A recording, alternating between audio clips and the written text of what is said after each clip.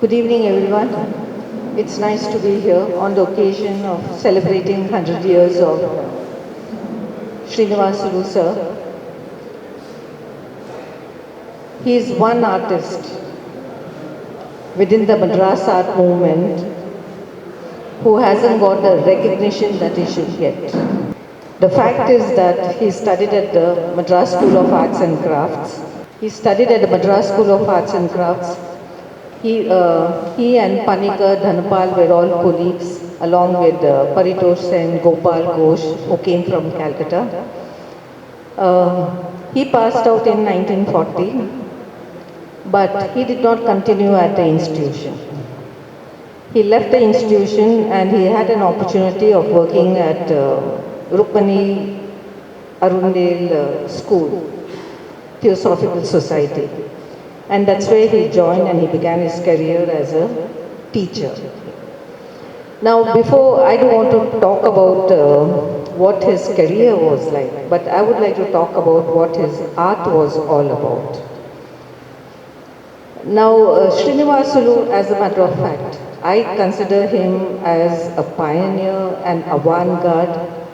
And, he created a new visual language and vocabulary at a time when Paniker, Dhanapal and others were still struggling to find a language that would express their Indianness, their ethnicity, and to say that their works are very much Indian within the post-colonial context.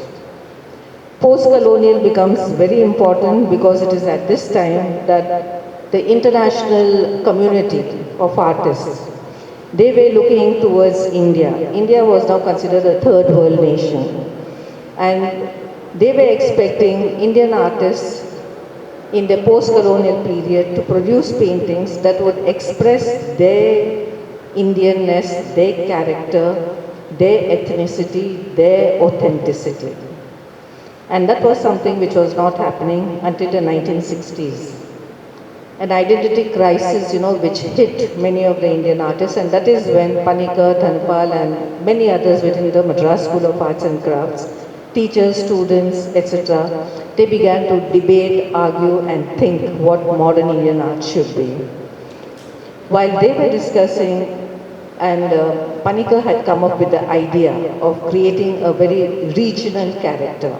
He says, go back to your tradition. It's a it's a treasury of a deathless tradition. A tradition never dies. He says, go there and excavate what you can about your tradition in terms of arts, in terms of crafts, or in terms of its classical art, like the dynastic sculptures that one sees it on the walls of many of the temples under various dynasties as the Pallavas, Cholas, etc. While Sreenivasulu, on the other hand, was already working in a style, which all the others were still trying to find. He had gone back to his tradition of his rural village of Nakalapuram.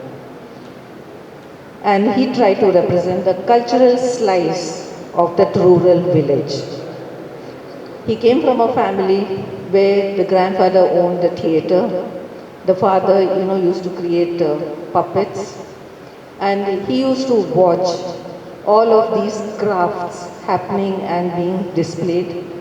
So the backdrops were being created when any epic shows are during festivals or rituals, which is so common in the villages, used to happen very often. He became an integral part of that. More than the school, it was this school of life and practicality which attracted him. And that is how he got involved. Now, since he was so interested in art, it was something which he internalized it.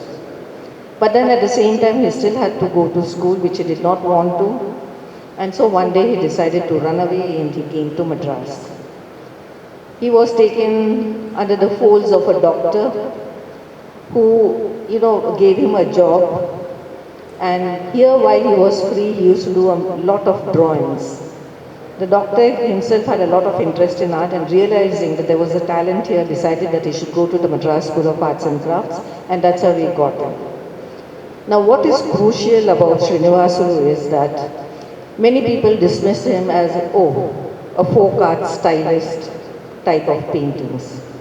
But then they fail to realize that how well he reimagined, reconfigured, and gave it completely a new identity to an Indian tradition, which was always there at the core of Indian art, but it was ignored by the colonials.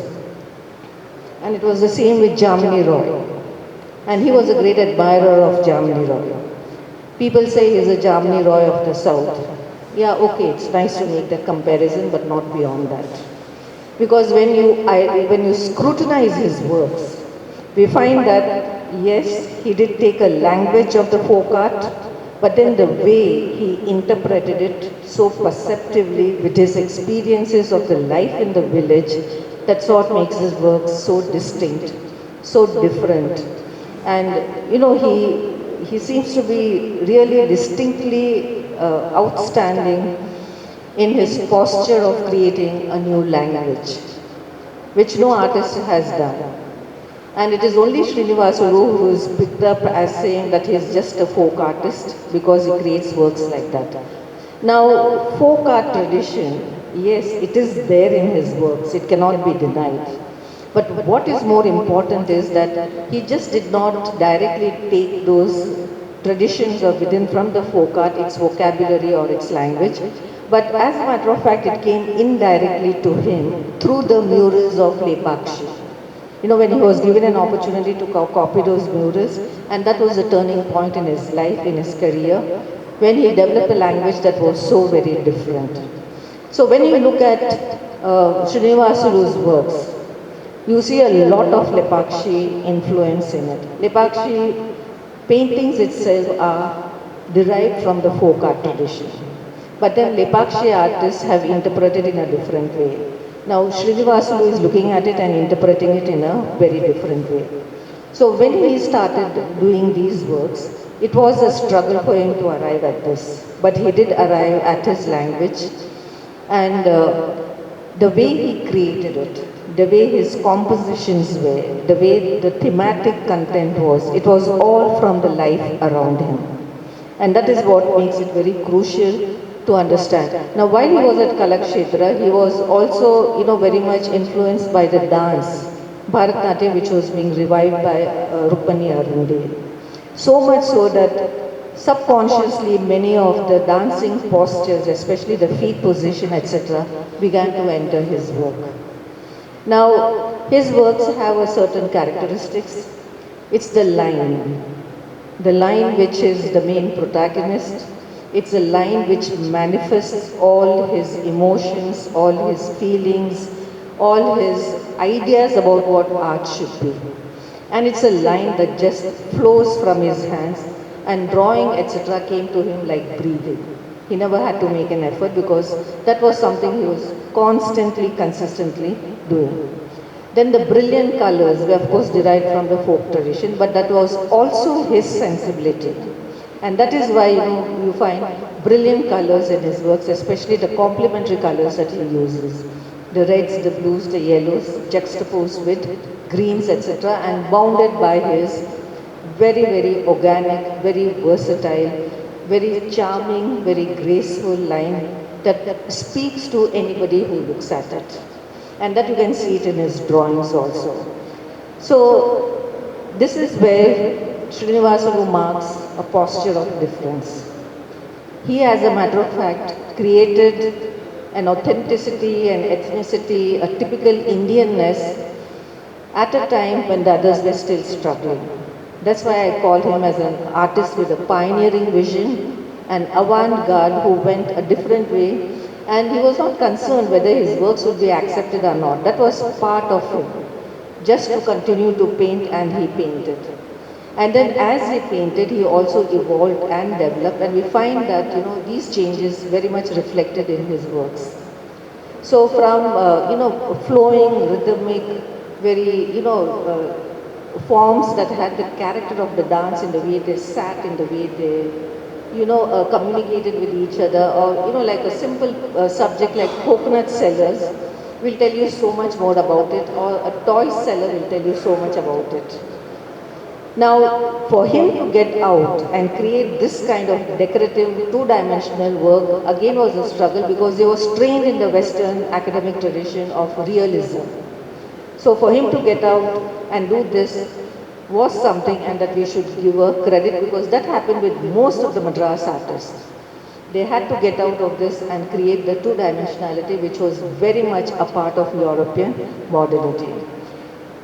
Sreenivasulu's versatility and his very creative, fecund, fertile imagination was such, and his restlessness was such, as a matter of fact, that he never was at peace with himself unless he explored and experimented. So that is why you find works on all kinds of medium. Whatever he could lay his hands on, he continued to experiment. And that's the the beauty, that's the greatness of a very great artist. That was his dynamism.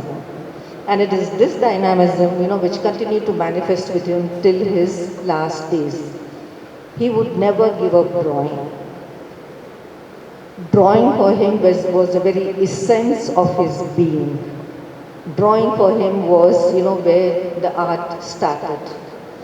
Drawing for him, was the means by which he could put forth his creative ideas. And so, drawing became an essential tool for him to explore many of his, creative, imaginative works. But at the same time, he was also a very empirical artist. That is, he observed everything around him, and it was his experiences that he brought to his work. See, when the experiences are brought to the work, then that is where the originality of the artist is there. His perceptions, how he interprets what he has seen, and then how he delivers that in a compositional format, how he structures it, how he uses his elements, colors, lines, shapes, space, tonal values, etc., etc. So when you're looking at Sreenivasulu's work, I think one needs to go beyond that idea of folk art and look at the man, who was so brilliant in his imagination to convert a local tradition into something which became his own. And how he played with variety of different aspects of the vernacular, coming from Andhra as he did, the puppets, the wooden toys, etc. All of them became a source of inspiration for him.